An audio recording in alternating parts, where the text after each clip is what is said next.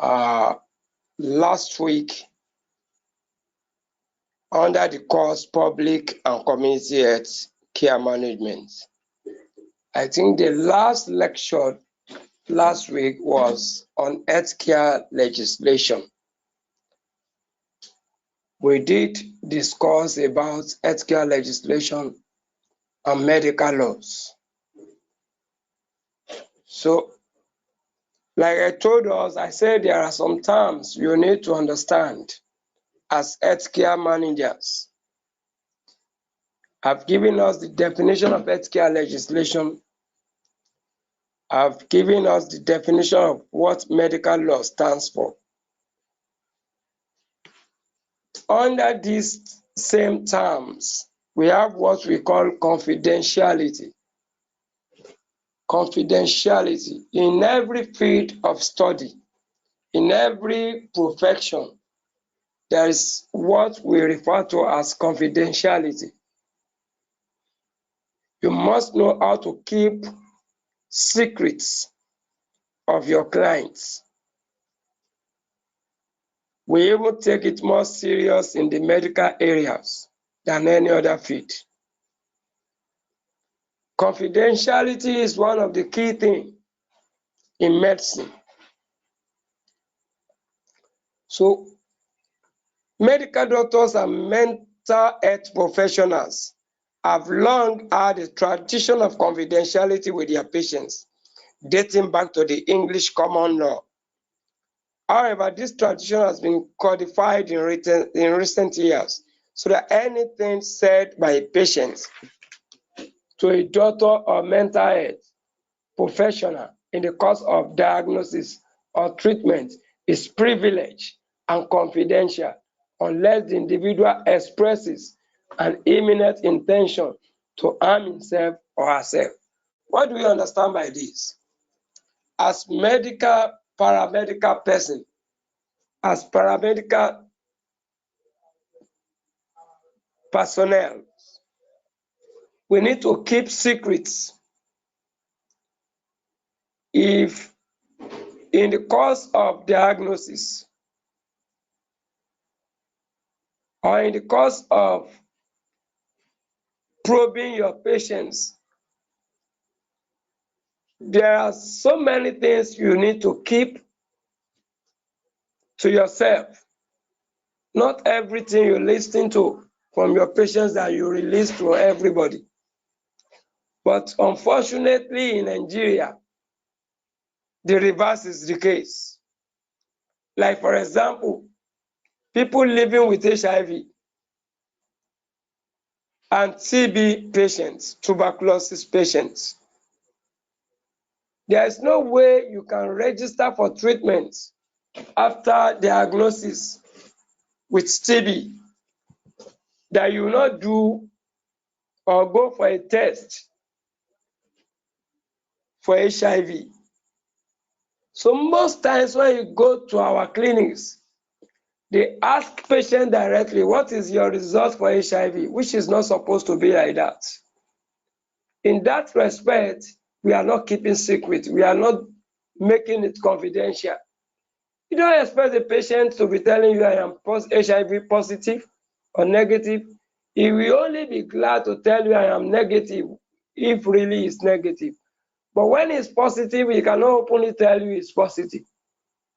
There must be confidentiality in the medical practice, which is very, very important. So we've been able to talk about healthcare legislation, medical laws, and confidentiality. Again, we want to look at negligence.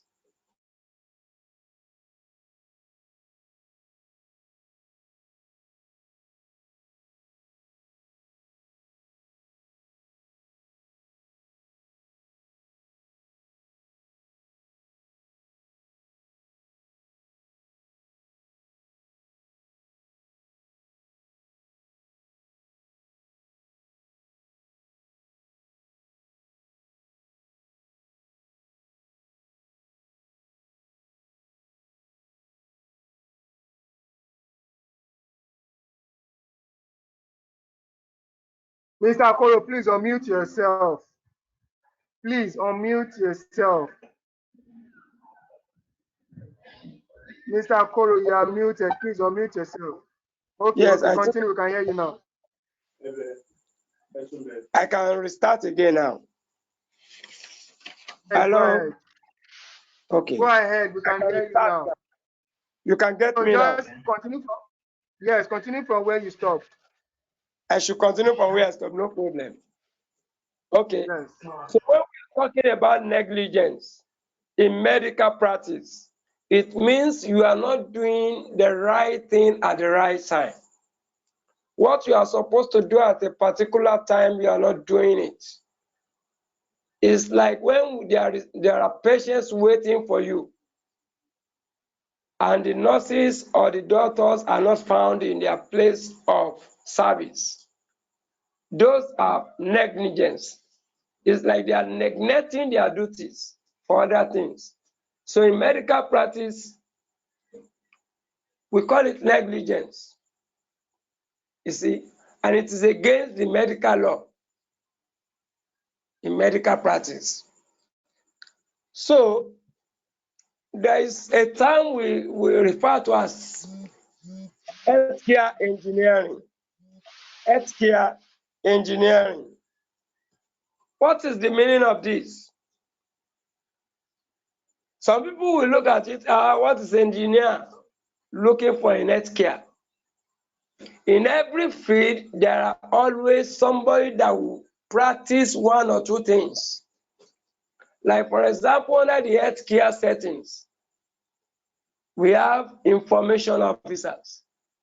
So also we have engineers that will work with us in every field. Like, for example, when you go to general hospitals, we have various departments. The environmental health departments, the nursing departments, the cleaner, the admin, the engineering. So in the medical practice, we have healthcare engineers. Okay? So engineering has been playing an important role in serving and advancing healthcare. So it has been a term that is used for professionals in different societies, in different professional societies. So healthcare engineering is an academic discipline. I'm giving us the definition now. Healthcare engineering is an academic discipline, an area of research, a field of specialty, and a profession. Healthcare engineering is an academic discipline, an area of research, a field of specialty, and a profession. So an engineer, being an engineer is a profession. So the fact that you find yourself under the healthcare setting does not mean you are an healthcare worker. You can be an engineer working under the healthcare setting. So it is an academic profession. It is a field on its own, a field of research, a field of specialty, and it is a profession. So when you are asked to define healthcare engineering, that is just the definition. An academic discipline, an area of research, a field of specialty, and a profession. So healthcare engineering is defined in terms of what it is, who performs it, and where it is performed, and how it is performed. It has to do with what it is, who performs it, where it is performed, and how it is performed. Those are the things that are involved in healthcare engineering. Let's go to the next topic. We want to look at disaster and risk risk management. disaster and risk management. How do you manage your risk? As the name implies, risk management is a way of managing your risk. How do you take care of your risk? How do you avoid risk? What do you apply in avoiding risk? So when we are talking about disaster and risk management, we can even bring the two together as a combined word: disaster risk management. Okay, so it is a process of reducing the impact of disaster. Disaster risk management is a process of reducing the impact of disaster, and it is a comprehensive approach. It is a comprehensive approach. Again, let's go to information technology in healthcare. It's the same thing as health information technology. Information technology in healthcare is the same thing as health information technology, and it is just the application of computers and telecommunications equipment used in storing, in retrieving, in transmitting, and manipulating data. It is just the application of computer and telecommunications used in storage, in retrieving, in transmission, and manipulation of data. That is the full meaning of health information technology. You will realize that I'm giving you the key thing. You don't really need to be reading. I am picking out the key thing that you need to know as healthcare workers. And that is why I would want you to really follow me as I go. There's a term we use as managed health team. Managed health team. Managed as in MANAGED. Managed health care. Managed health care. What do I mean by this? It is a system that integrates the financing and delivery of appropriate health care using a comprehensive set of services. Or you can easily say managed care is any method of organizing healthcare providers to achieve the goals of controlling healthcare costs and managing quality of care. That is what I mean by managed health care. How do you manage health? How do you go about your care for your clients? See, so I want to repeat, managed care is a method of organizing healthcare providers to achieve the goals of controlling healthcare costs and managing quality of care.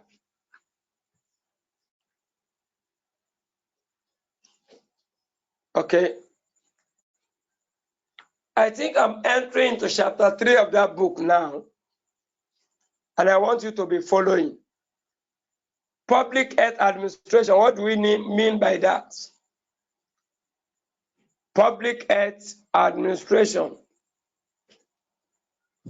It is the component of the field of public health that concentrates on the management of people and programs. It is the component of the field of public health that concentrates on management of people and programs. So public health is involved in managing people and program. It is also referred to as public health management. It is also referred to as public health management. So it is the component of the field of public health that concentrates on the management of people and programs. So you can easily say it involves management of people and programs. You're online.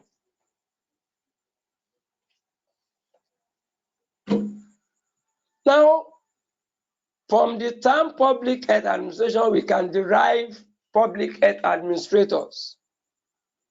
We can derive the term public health administrators.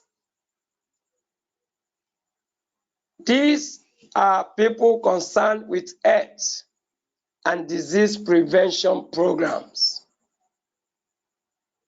These are people that are concerned with health and disease prevention programs. So we call them public health administrators.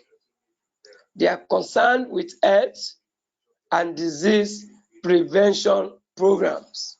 That is what they do. And you must not forget, from our definition of administrator, we call them policy analysts. We call them policy controllers. They are involved in policy making. So when we say public health administrators, they are policy makers involved or concerned with health and disease prevention programs. Then we'll now be going straight to epidemiology. Epidemiology.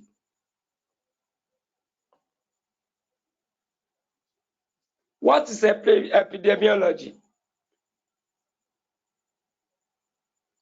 If you are asked to explain the term epidemiology, they want to see you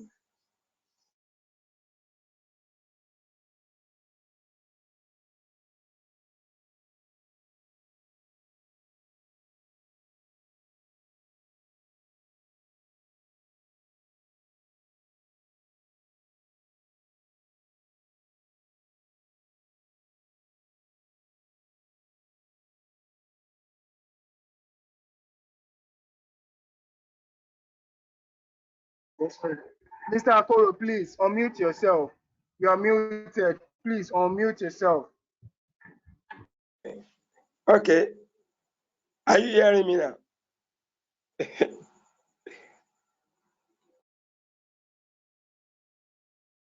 Okay. Yes, I can hear. You can hear me now.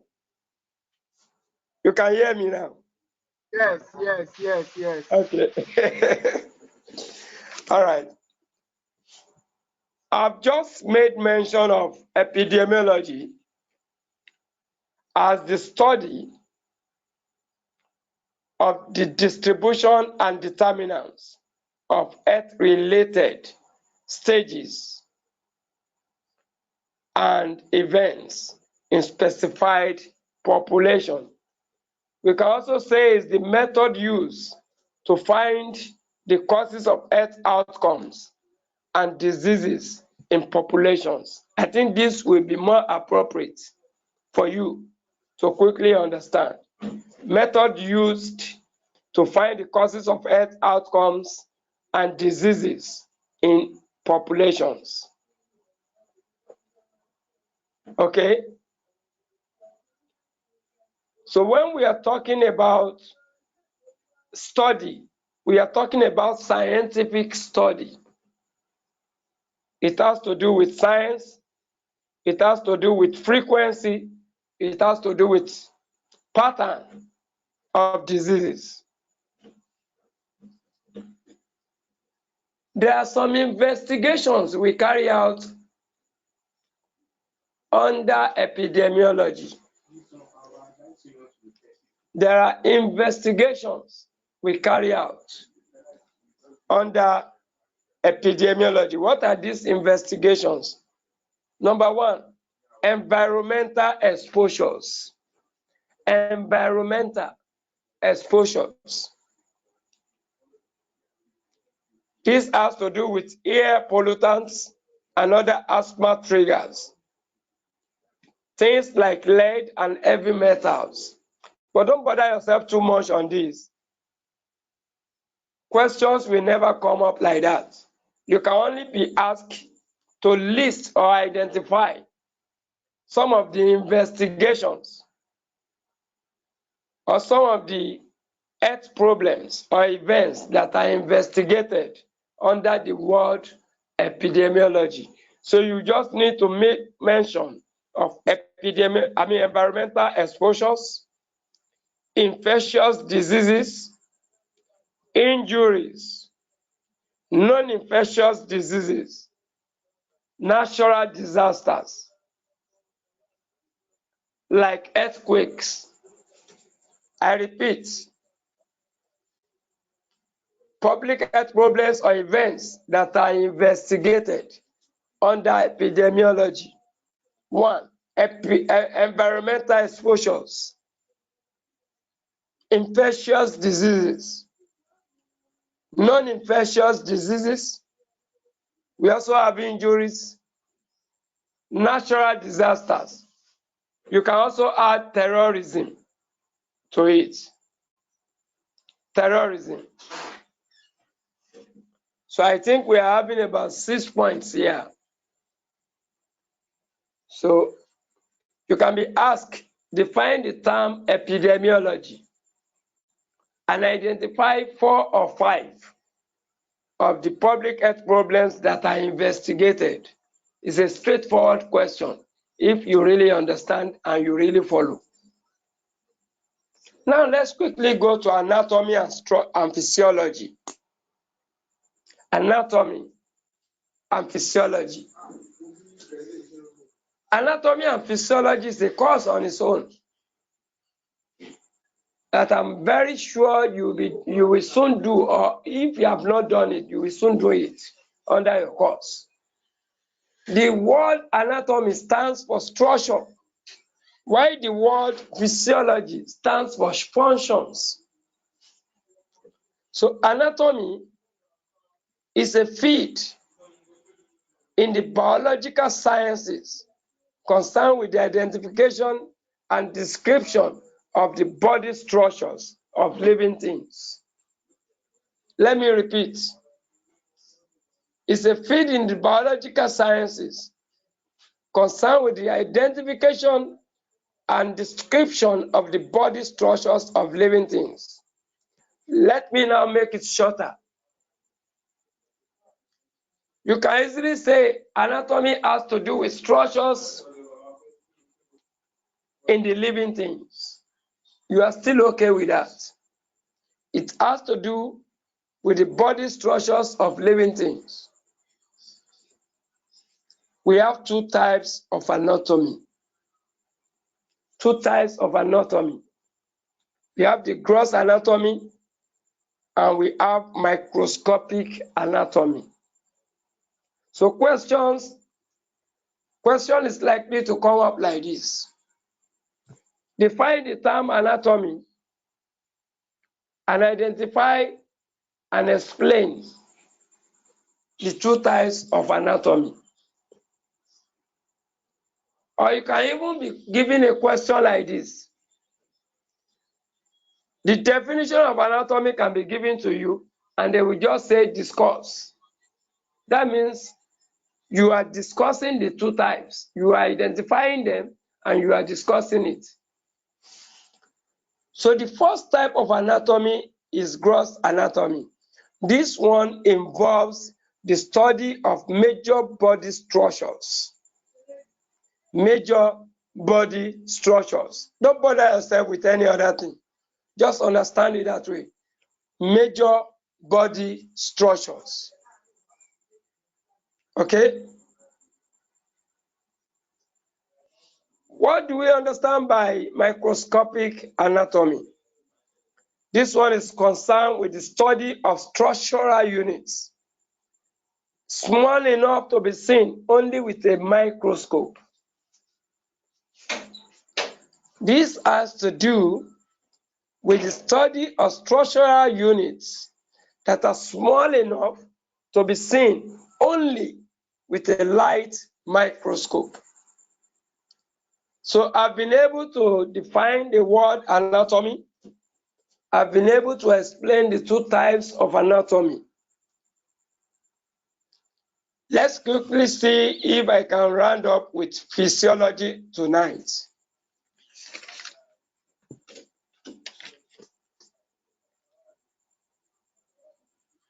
Physiology is the study of the normal functions within living creations. The study of normal function within the living creations. Okay?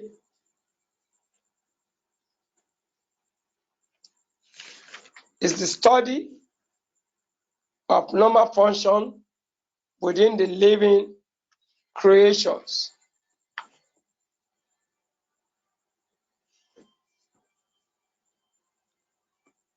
So in a sense, it is the study of life. It is the study of life. Physiology is the study of life. It is the study of life. So you can be asked to differentiate between anatomy and physiology. Question can come in any form. It's either you are asked to differentiate between anatomy and physiology, or you are asked to define anatomy, then list. The B part may be list or maybe identify and explain the two types of anatomy. Questions can come up in any of those forms. That's why you need to really listen carefully.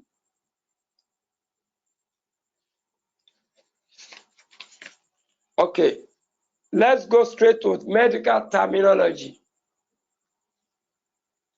Medical terminology. Let us just see it as medical terms. The word terminology is an approach to the word terminology, to the word medical terms. So it is a language. Medical terminology is a language used precisely to describe the human body. It is a language used to precisely describe the human body, including its components. So medical terminology is used in the field of medicine. I can decide to say somebody is having hypertension. I can decide to say somebody, if a doctor is saying this person is having hypertension, that means that person is having high blood pressure. The word hyper means above or over or high. When I say hypotension, that means low blood pressure. Tension means pressure. Hypo means low. Hyper means high. Okay? It is a disorder. If someone is classified under the term hypertension, it is a disorder. So there are various abbreviations you will use in the medical terms. Like if a doctor is writing prescription, where you see him writing TID or TDS, that means this drug you are using must be taken 3 times daily. If it is written BID or BDS, that means you are using it twice daily. If it is written QID or QDS, it means you are using that drug 4 times daily. If it is written NOCTE, that is spelling NOCTE, NOCTE, that is every night. Okay? So we need to understand some of these abbreviations. But what you really need most is the definition of medical terms, medical terminology. Let me see what I can do again to round up for tonight. In fact, we'll be entering into the chapter 4 next week by the grace of God. Like I've been saying, there are short terms that we use in the medical field. Like AC means before meal. That is, you must take this drug before taking your meals. Okay? A lot of terms like that, like HIV, like AIDS, acquired immune deficiency syndrome. These are medical terms. I've made mention of NOCTE, NOCTE. That is, this drug must be used at night. Okay, so I think we have 6 minutes to round up in this lecture tonight. So I want to give room for questions. I want to give rooms for questions.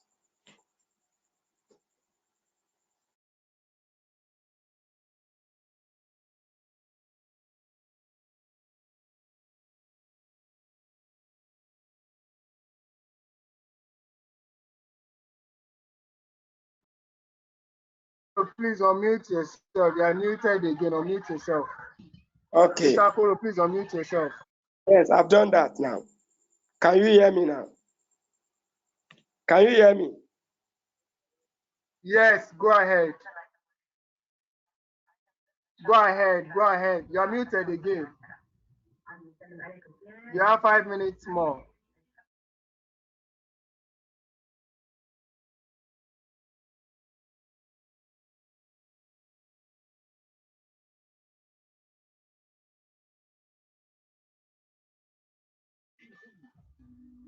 Hello, you are muted. Please unmute yourself.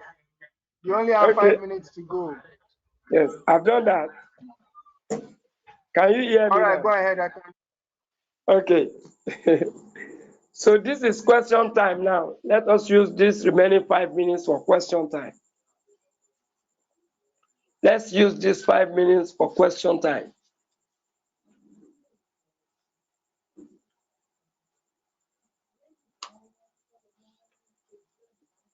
Question time.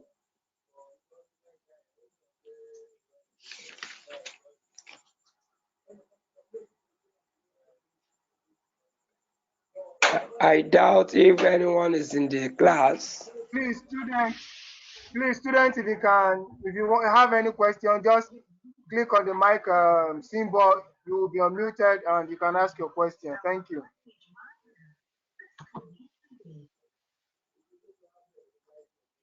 Hello?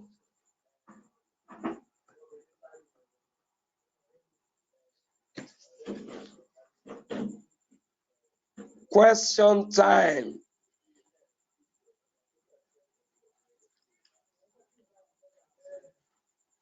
Question time.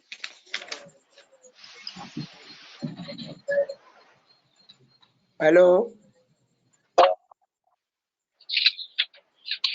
Hello?